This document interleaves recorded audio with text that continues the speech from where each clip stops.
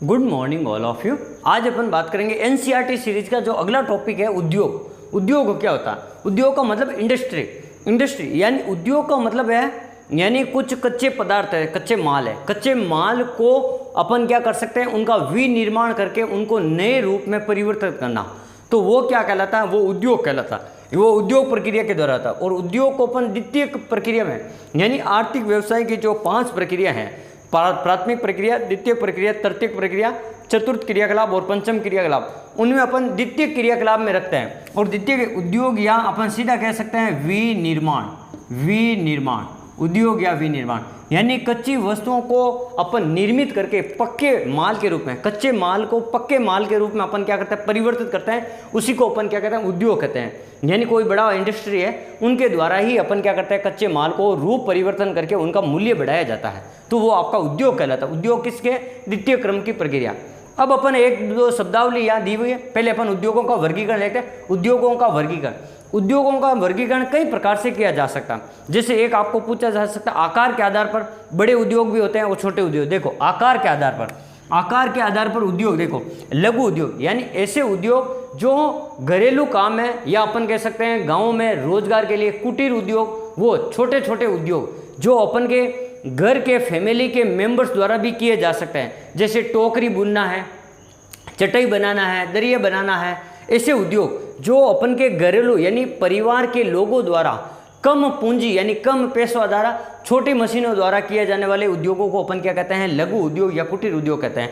एक होता है वृहत उद्योग यानी बड़े पैमाने पर मशीनरी चाहिए, बड़े पैमाने पर पूंजी चाहिए, बड़े पैमाने पर जमीन होनी चाहिए, जगह होनी चाहिए, बड़े पैमाने पर किया जाने वाला उद्योग क्या कहलाता है, आपका वृहत उद्योग कहलाता है। बड़ी बड़ी मशीनें चाहिए इसके लिए।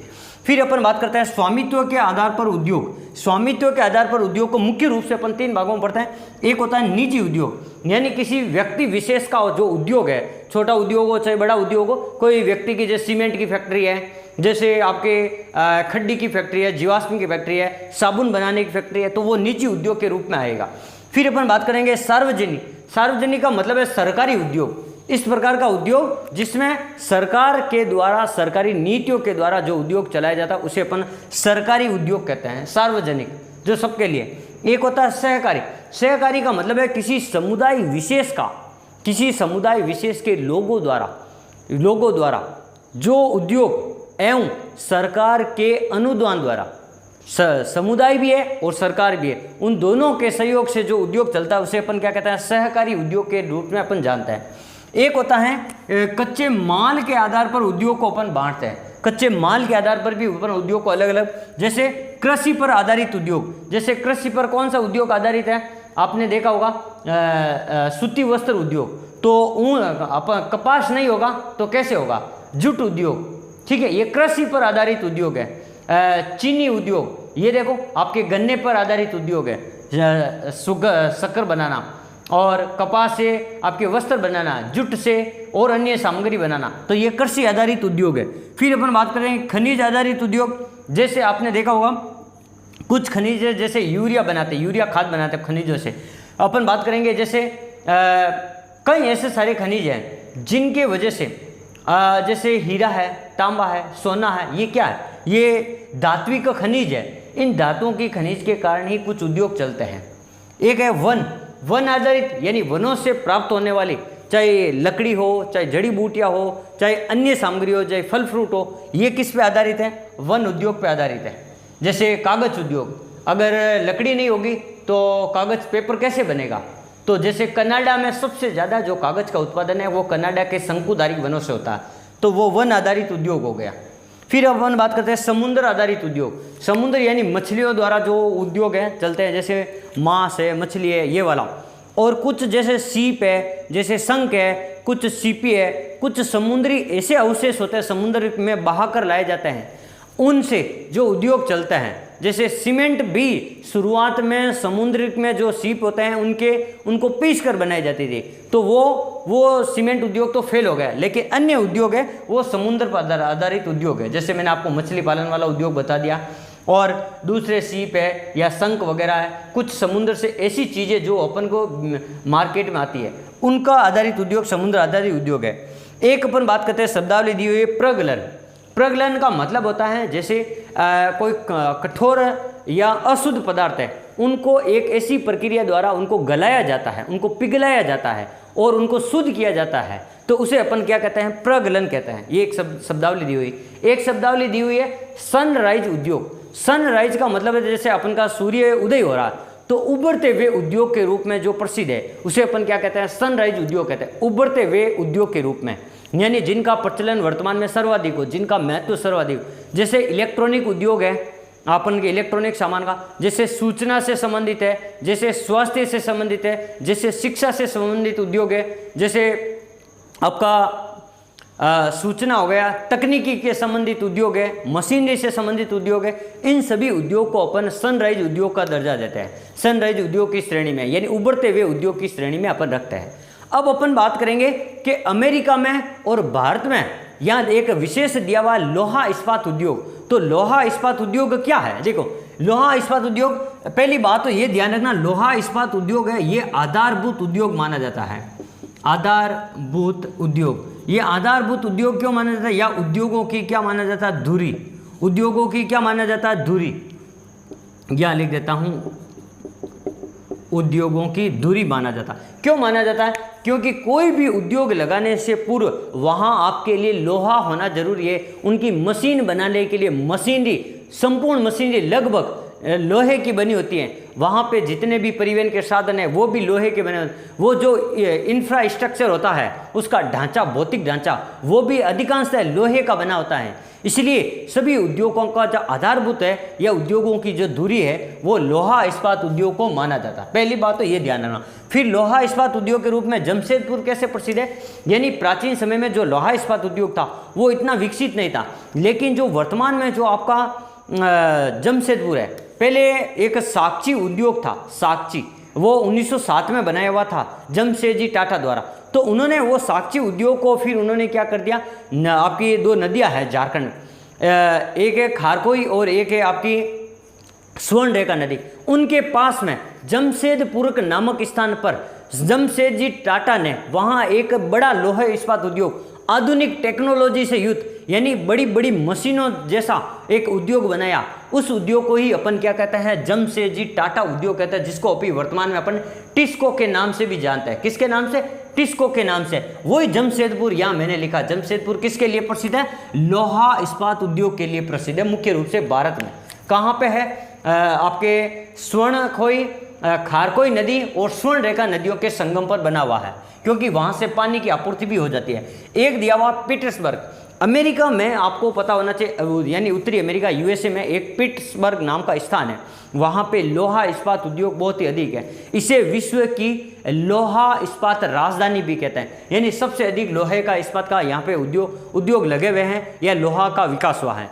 एक और चीज़ यहाँ अमेरिका में मैं आपको नाम बताऊंगा, एक दिया हुआ नाम है आपका महान झील प्रदेश, महान झील प्रदेश। यहाँ पर भी लोहे की बड़ी बड़ी खादान है, यानी यहाँ पे 5 जिले इस प्रकार अंगुलीय नुमा है, ये 5 जिले हैं और इन 5 जिलों पे, इन 5 जिलों के चारों ओर लोहा इस्पात उद्योग का बहुत बड़े पैमाने पर यहाँ पे विकास हुआ है। इनको अपन क्या कहते हैं, इनको जिलों को नाम अगर आप देखना चाहो तो यहाँ इनको आप देख सकते हो। ये पहली झील है आपकी सुपीरियर, दूसरी झील है आपकी, ये देखो, ये दूसरी झील बड़ी है, तीसरी छोटी है, तो ये दूसरी झील हो गई आपकी मिशिगन, सुपीरियर मिशिगन, ये हो गई आपकी हुइरन और इरी और ओंटेरियो, ये 5 जिले हैं। इनमें से ये मिशिगन झील है, ये मुख्य रूप से यूएसए में है, और बाकी ये 4 जिले यूएसए, बाकी ये 4 जिले हैं ये यूएसए प्लस कनाडा की सीमा बनाती है, और ये भी आपको ध्यान रखना कनाडा। तो मिशिगन तो केवल यूएसए में है संपूर्ण रूप से, और बाकी 4 जिले यूएसए और कनाडा के सीमा बनाती हैं। तो ये आपको ध्यान रखना है। ये लोहा इस्पात उद्योग के बारे में मैंने आपको बता दिया। अब अपन बात करते हैं लोहा इस्पात उद्योग को प्रभावित करने वाले कारक। कौन कौन से कारक हैं जो लोहा इस्पात उद्योग को प्रभावित करते हैं? देखो 4-5 के मैं नाम बता देता हूं, उनकी आपको विस्तृत से व्याख्या बताता हूं। सबसे पहले देखो प्रभावित करने वाले कारक, ये जो कारक हैं प्रभावित करने वाले कारक। पहला है भूमि, दूसरा है आपका जल, तीसरा है परिवहन और चौथा है आपका जल हो गया, भूमि हो गया, परिवहन हो गया, संचार और चौथा पांचवा हो गया कच्चा माल, कच्चा माल और छठा हो गया आपके विद्युत, विद्युत। यानी ये कई सारे तो मैंने आपको नाम लिख दिए। अब इनका क्या उपयोग है? देखो, अगर कहीं पर भूमि सस्ती होगी तो वहाँ उद्योग ज़्यादा होंगे, कहीं पर भूमि महंगी होगी तो वहाँ उद्योग कम होंगे। तो ये भूमि भी प्रभावित करती है। और भूमि मान लो उच्चावच मान लो सही नहीं है, कहीं पर्वतीय इलाके है तो वहाँ पे आपको उद्योग नहीं मिलेंगे, कुछ मैदानी इलाके तो वहाँ उद्योग मिलेंगे। तो भूमि उद्योगों को प्रभावित करती है। फिर अपन बात करेंगे जल, यानी जिस उद्योग को जल की अधिक आवश्यकता वो जल के पास होना जरूरी है, इसलिए जल की आवश्यकता, जहाँ जल है तो वहाँ उद्योग ज़्यादा होंगे। भारत का जो आपका जो टिस्को उद्योग है वो स्वर्ण रेखा और खारकोई नदियों पर क्यों लगा हुआ है? वहाँ पे संगम के, क्योंकि जल की आपूर्ति हो सके। फिर परिवहन, अगर मैदानी क्षेत्र है तो परिवहन के साधन आराम से सड़क वगैरह होगी तो वहाँ पे उद्योग लगेगा, अगर पर्वतीय इलाके है तो वहाँ उद्योग नहीं लगेगा। संचार, पर्वतीय इलाके है तो वहाँ संचार सुविधाएं कम होगी, मैदानी इलाका है तो वहाँ संचार सुविधा अधिक होगी, तो वहाँ उद्योग आसानी से अपन लगा सकते हैं। फिर कच्चा माल, अगर जैसे मान लो लोहा इस्पात उद्योग है, कोयला उद्योग है, सीमेंट उद्योग है, आपका गन्ना उद्योग है, ये कच्चे माल के पास होना जरूरी है क्योंकि इनमें कच्चा माल अधिक चाहिए होता है और कच्चे माल के पास होना चाहिए ताकि कच्चा माल जहाँ है तो परिवहन का खर्चा कम लगेगा। कच्चे माल के पास लगाएंगे उद्योग तो परिवहन का खर्चा भी आपको कम लगेगा। और विद्युत, जहाँ पे विद्युत की आवश्यकता है वहाँ जैसे एल्यूमिनियम उद्योग है तो ये विद्युत क्षेत्र में होना चाहिए, यहाँ विद्युत इसको सर्वाधिक प्रभावित करते हैं क्योंकि एल्यूमिनियम उद्योग ही एक मात्र ऐसा उद्योग है इसमें सबसे ज़्यादा विद्युत आपूर्ति होती है। तो विद्युत भी इसमें क्या होती है? प्रभावित करती है। तो ये मैंने 5-7 कारक मैंने आपको नाम लिखे कि ये उद्योग को किस प्रकार से प्रभावित करते हैं। और भी कई सारे कारक हैं जो भी मेरे को याद नहीं आ रहे, लेकिन आपको पता होने चाहिए कि ये सभी कारक क्या होते हैं? प्रभावित करते हैं। एक होता है जलवायु। जलवायु कैसे प्रभावित करता है? जैसे आपका गन्ना उद्योग है, अब गन्ना जहाँ की जलवायु अगर उष्ण है तो अपन है ना उद्योग कहीं दूर है, खेत से दूर है या गन्ने वाले स्थान से दूर है, तो वहाँ से काट के गन्ना अगर फैक्ट्री में ले जाएंगे तो उष्ण जलवायु है तो गर्म जलवायु, तो गन्ना आधा तो गन्ना सूख जाएगा, तो वहाँ पर शक्कर भी कम बनेगी यानी उत्पादन कम होगा। इसलिए वहाँ की जलवायु भी उद्योग को प्रभावित करती है। ये सारी जो चीज़ें हैं मैंने आपको बताई, ये सभी उद्योग को लगाने में प्रभावित करती है।